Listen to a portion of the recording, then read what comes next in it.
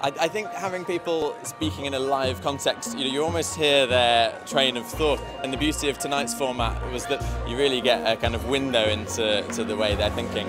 We'll see where it goes, but I think you can't talk about design without talking about politics, without talking about people and the way people respond to urban environments, and actually without talking about money and how things get built and how things get changed.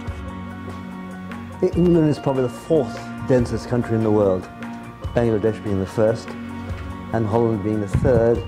So we have to make them livable. I don't think there's any question about it.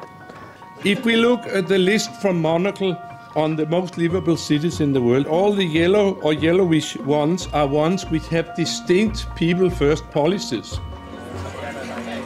I think with the calibre of these speakers, it's really interesting to let them develop into full thoughts. I would have loved to have seen a bit more diversity on the panel.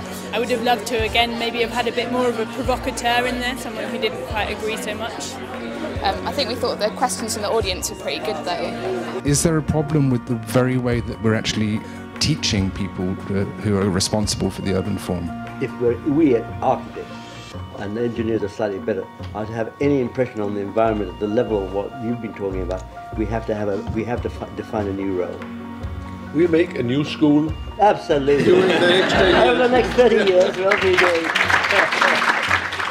I think design is a tremendous tool, and it's a tremendous tool for engaging people in a discussion. And one of the themes of this is you need people to talk to people, people to meet people in convivial spaces. If the people are not happy, it doesn't matter if it's very healthy or if it's very green. And when I see these green washing things, I start to think about if the people there is having a good life or if it's just the plants. I think it was actually a great event because sometimes when you're in the day-to-day business and you work in that environment, you feel a bit like the lone fighter for the better cause, and actually an event like that brings it back to you're not just alone, there are more people actually thinking the same direction. It's amazing one's got a full hall, I mean the whole place is full. That shows immense interest in the whole concept of cities for people.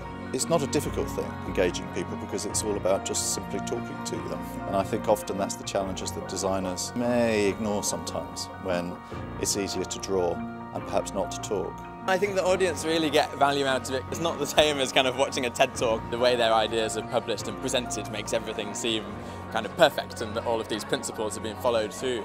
But having them in the space actually gives people a chance to question, what are the outcomes of the policies they've always advocated. There's some really important issues that sit underneath news stories, and events like this help us to explore them in a bit more detail.